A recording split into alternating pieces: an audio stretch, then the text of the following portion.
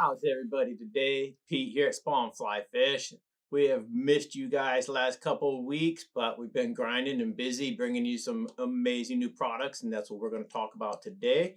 We're going to go through some of the new Prop Dub and tie a couple leeches with it. So grab your vise, grab your tools, let's have some fun. As we get started on these flies today, you can see in the vise I've got the Ahrex SA220, and I've got a brass bead. So this is the Dazzle brass bead from Hairline in black, size 5/32, and then I've got 6 wraps of some 0.025 lead-free wire in the back there just to keep that bead in place. And I'm going to use some 6/0 black thread today. And of course, this is where whatever thread is going to make you happiest and work the best for the job, that's the one you should be using. Just going to cover those weighted wire wraps, and then we'll get into this little leech here. And again, this is not a super crazy fly that we're going to tie today. Just want to talk a little bit about the virtues, if you will, of the new Spawn Prop Dub. And so what a great way to do it. Just tie some leeches that work for everything everywhere. So let's do a little tail here. Instead of the typical dub leech with the dubbing tail, I'm going to use the Spawn Polliwog. Just a little bit of that guy, just a little bit more than half, I'd say. And let me just tie that in right on top. You see, this is not a jig style hook. It's just a standard hook as far as the orientation in the water and all that. So yes, of course, if you want to put this on a jig hook, that'd be great. And if I'm going to fish it in the streams, that's what I would do. This, however, I'm tying for still water, and this leads me into the new dubbing. So we launched 2 new colors of Prop Dub.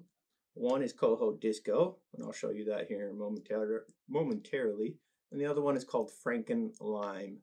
And of course, we fished these a lot this year for our salmon season, both chum, coho, all that good stuff.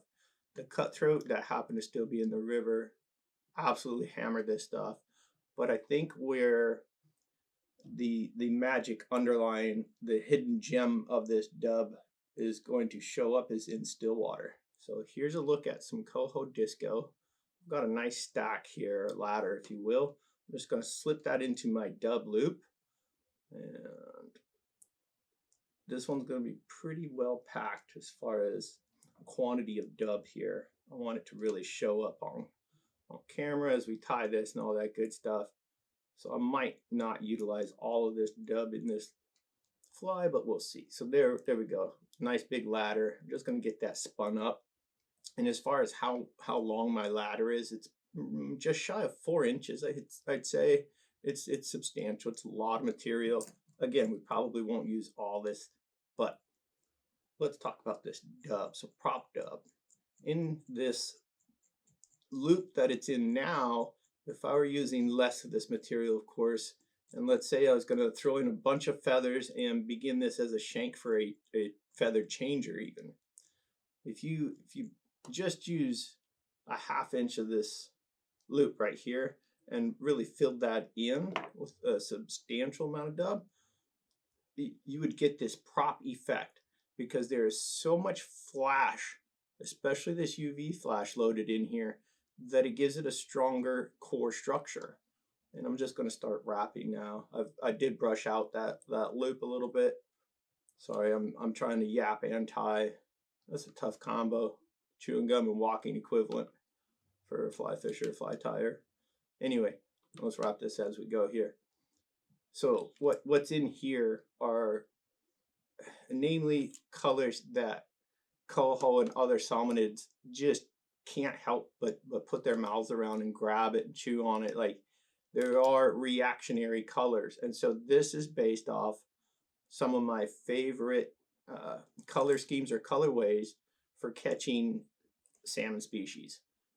Turns out though, it is just a powerhouse when it comes to freshwater and trout and even bass. So again, this is why we're sticking with a very simple, very basic dub sort of leech here, just to highlight That's it. That's exactly how difficult it is to tie just this most outrageously successful leech fly. That's it. We're done. I'm gonna wrap that tail end of that loop down. Let me trim it out, and that's all there is to it. So now we're gonna go back to our little brush and bring this thing a little bit more to life. When you're using any sort of loop in a dub system like this, or whatever you put in that loop, you do need to brush it out when you're done wrapping. As good as you might be in getting those fibers to train in the right direction and all that, something will trap. So just be diligent, get in there, take the few extra seconds and really brush that sucker out. If you're tying it properly, you can be very aggressive, and look, it's just going to get buggier the more you go, until you get to that certain point where it's all brushed out. Grab your comb, kind of help it along, and go, now let's all train back this direction, out over that tail. Nothing to it. And now I can really pull back all that goodness, all those fibers, really make a nice neat thread neck right there behind the bead, and that's it. That is as simple as you can make it, and oh boy, does this catch fish. So let me finish a little whip finish there, and I'll get this thread out of the way. And of course, it wouldn't be a finished fly if we didn't put a little cement on there. So I do have a little Loon hard head, and we'll just want to get a nice thin even covering on all those thread wraps. And this is what I'm talking about as far as that still water draw or success. This is so buggy already. It's not your typical dub that's just going to lay down, compact, and just, you know, kind of go with the flow, so to speak. This stuff is going to breathe a lot more than your average dub, I guess. So again, keep in mind it's called prop dub, so you can see the effect already with all those stiffer flash fibers in there.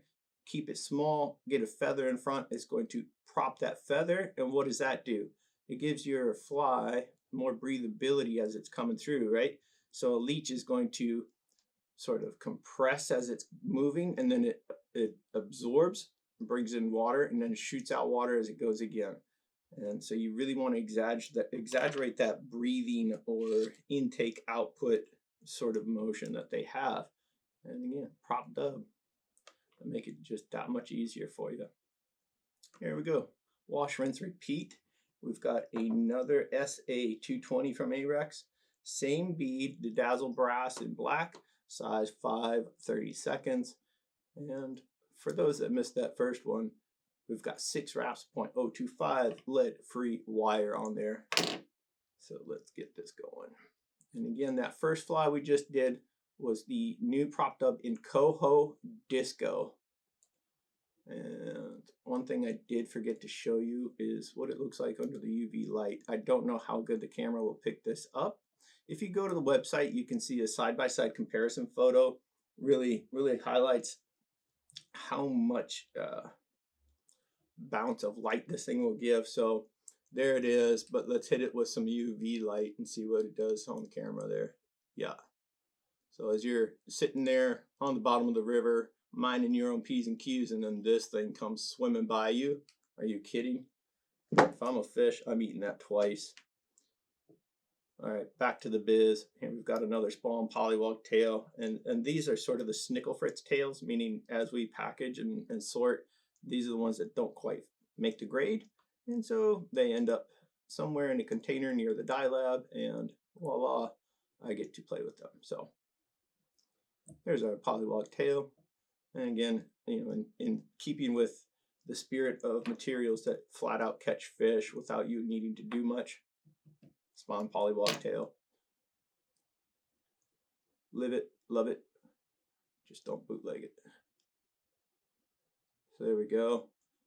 Nice even underbody there. Let's make another loop, and we'll be ready to fill that with our next flavor, if you will, of our prop dub. We only released two different colors this time, but again, this is what I've been fishing a lot this year for salmon, and I cannot get away from it. It is just deadly, and that's what it's all about. If you're going to take the time to design a material Don't make it because you think you need to hit a color slot. Here we go, Franken Lime. Hit it because it catches fish. That's what we do. So on its own here, looks pretty mundane. I'll do the same treatment though and show you what it looks like under UV. So Franken Lime, for those of you that were fans of the movie Young Frankenstein with Gene Wilder, great movie. For whatever reason, you know, that popped in my head as I'm looking at all these greens, and I was like, yeah, that's a little bit of a Frankenstein effect. And if you're a fan of the movie, it would be a Frankenstein. But here we go. This has a lot of that chartreuse. So this is going to have both the chartreuse green, chartreuse yellow. It's got a little pearl in there, a little pearl green. Like, it's just got all kinds of goodies. And for those of you that watch this channel a lot, you know I am obsessed with blue. And yep, you better believe that's in there too. And again, it's just this, it's not quite a dead flesh effect, but it doesn't look like anything normal. And yet, the fish sure do enjoy it. So there we go. Nice, once again, pretty substantial stack or ladder of that dub. And instead of propping it or using it to prop a feather or anything, we're just going to tie a very simple dub leech here. And again, little introduction to the new dubs, as well as reminding you this is the time of year where, you know, if the rivers are blown out like ours are, we have access to a good number of still waters.